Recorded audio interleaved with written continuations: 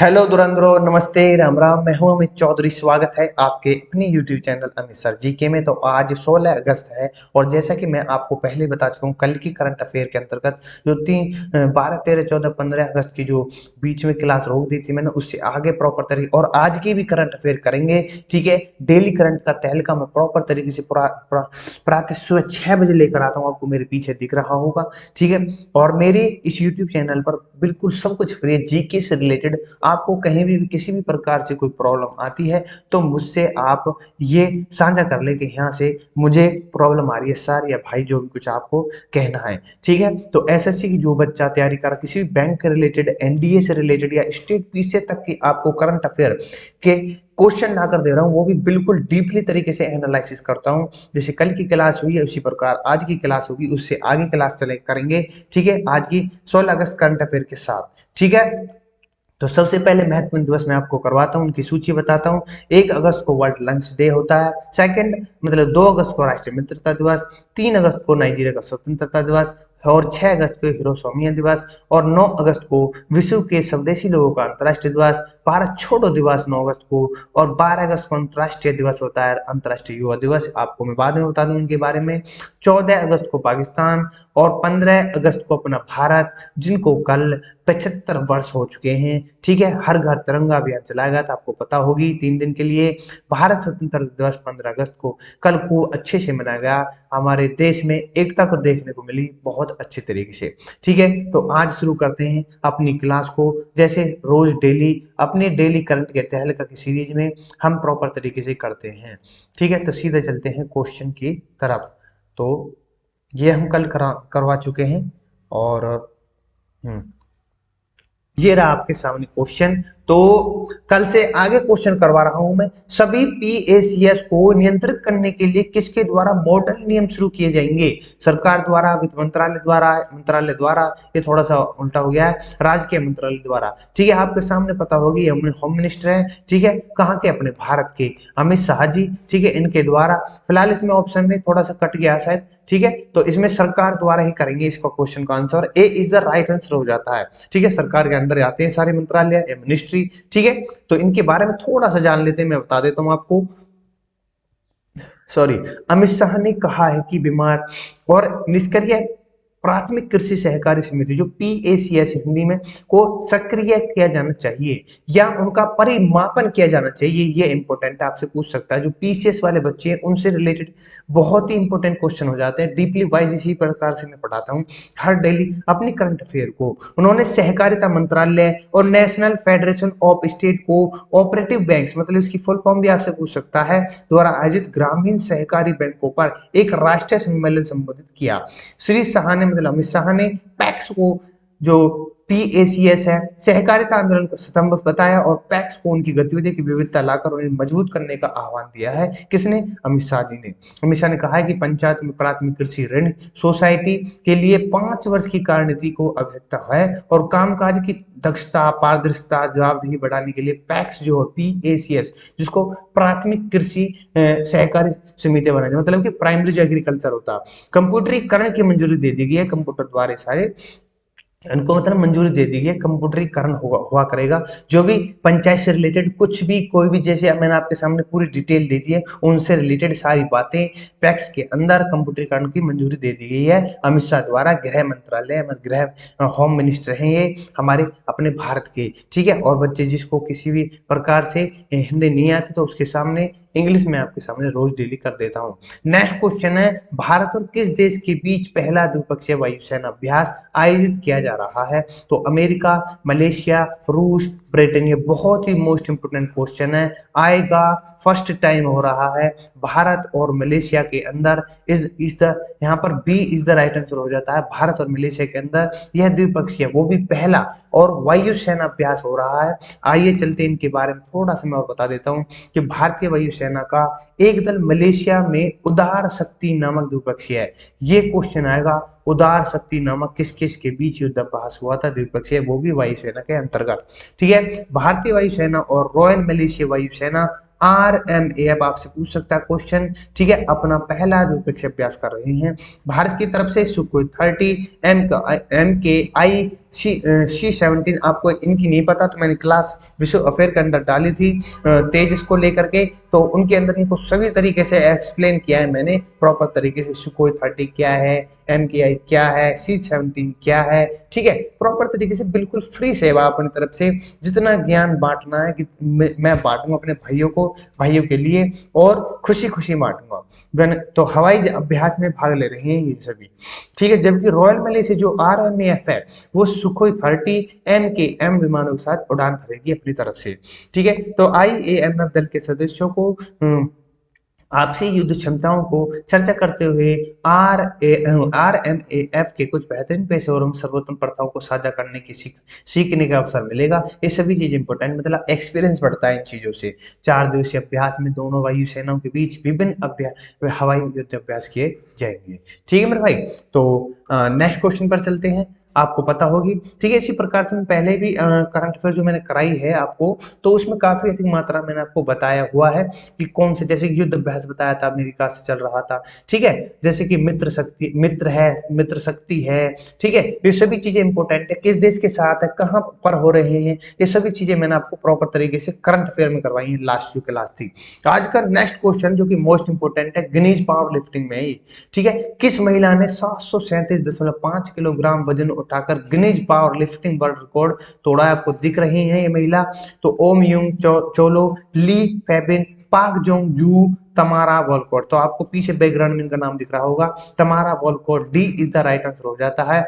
इन्होंने अपना नाम गिनीज बुक में नॉमिनेट, मतलब कि उसमें ऐड कर लिया, मतलब रिकॉर्ड के अंतर्गत इनको संकलन कर लिया गया इनके नाम को, क्योंकि इन्होंने महिला होते हुए 737.5 किलोग्राम का वजन उठाया है, ठीक है। जुलाई में इन्होंने वर्जीनिया के मानस, ये मैरीलैंड, जो मैरीलैंड ये US में, मतलब अमेरिका के अंतर्गत स्थित है, ठीक है। जो 2022 में जुलाई के अंतर्गत वर्जीनिया के मानस world raw power lifting federation America pro में सम्मानित किया गया था इनको, ठीक है। और इसने 680 किलो उठाया था उस समय, ठीक है।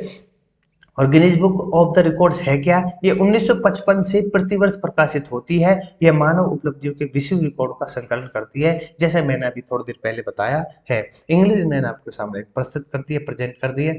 नेक्स्ट क्वेश्चन है, सबसे बढ़िया क्वेश्चन आज का क्वेश्चन है, ठीक है। शशि थरूर को किस देश का सर्वोच्च नागरिक सम्मान मिलेगा?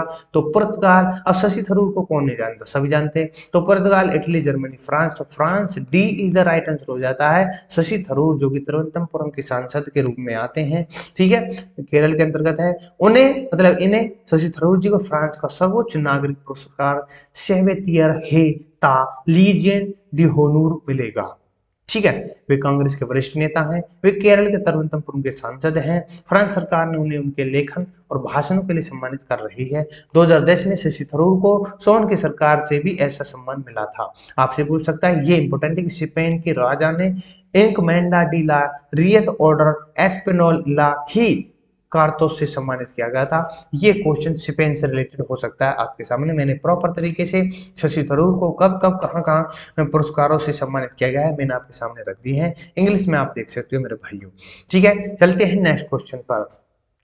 सरकार ने किस योजना के नियम बदल दिए हैं? अटल पेंशन योजना, प्रधानमंत्री जन धन योजना, प्रधानमंत्री मुद्रा योजना, या फिर आपके सामने प्रधानमंत्री जीवन जय ज्योति बीमा योजना, ठीक है। योजना जो कई बार लिखी है, ठीक है। तो इसका राइट आंसर हो जाता है आपका अटल पेंशन योजना, ए इज द राइट आंसर हो जाता है। आइए इसके बारे में थोड़ा जान लेते हैं।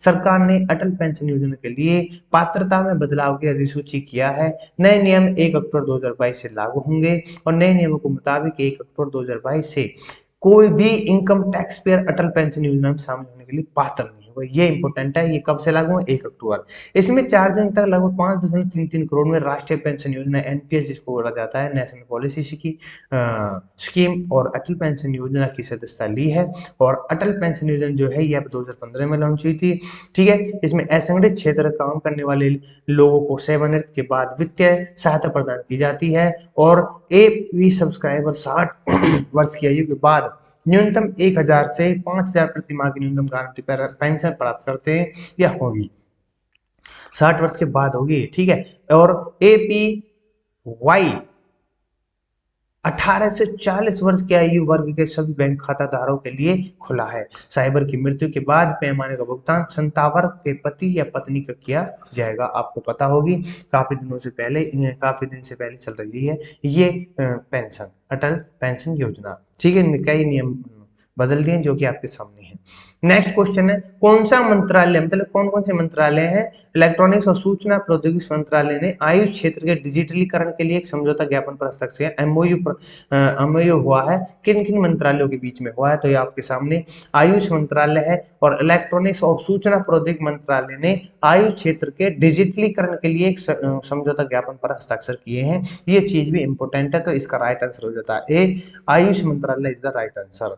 ठीक है, आइए थोड़ा सा पढ़ लेते हैं आयुष मंत्रालय के बारे में। ठीक है, इसमें जो है कि जो 3-7 की अवधि के लिए आयुष ग्रिड परियोजना के तहत आयुष क्षेत्र के डिजिटलीकरण के आयुष मंत्रालय को तकनीकी सहायता प्रदान करने के लिए समझौता में हस्ताक्षर हुए हैं। इसके अंदर कई हैं, स्वास्थ्य देखभाल होगा, चिकित्सा प्रणाली होंगी, कई IT सेवाएं दी जाएंगी, रोजगार प्राप्त होगा, कुल मिलाकर यही है। ठीक है, इसको कुल मिलाकर अपग्रेड किया गया है।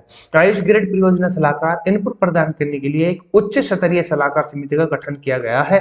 ठीक है, सही आर्किटेक्चर पर विशेष इनपुट देने और कोर बिल्डिंग ब्लॉक्स की पहचान करने के लिए एक वर्किंग ग्रुप बनाया जाएगा।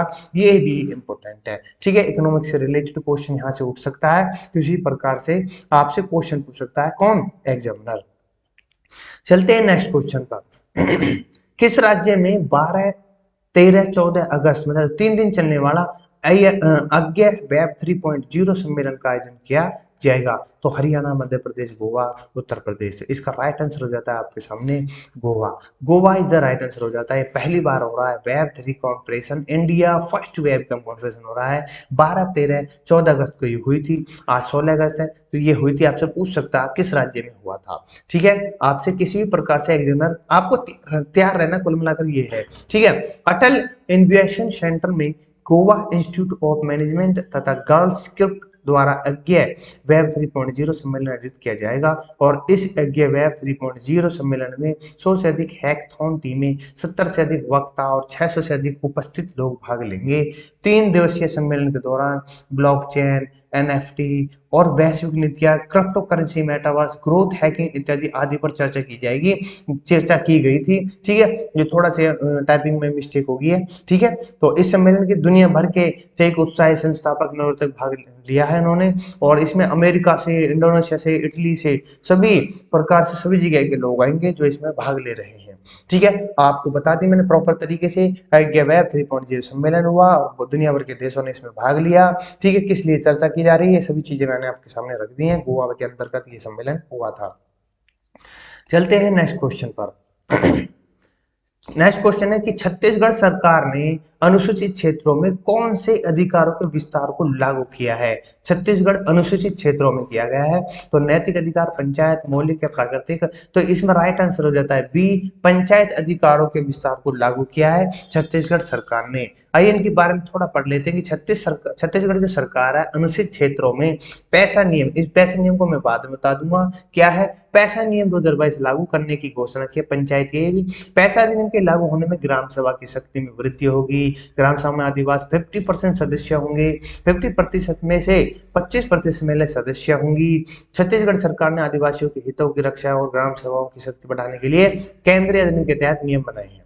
ठीक है, सेंटर के अंडर होकर के राज्य सरकार 15 अगस्त से 26 जनवरी तक ग्राम सभाओं के माध्यम से जागरूकता अभियान भी चलाएगी, ये भी इंपॉर्टेंट है।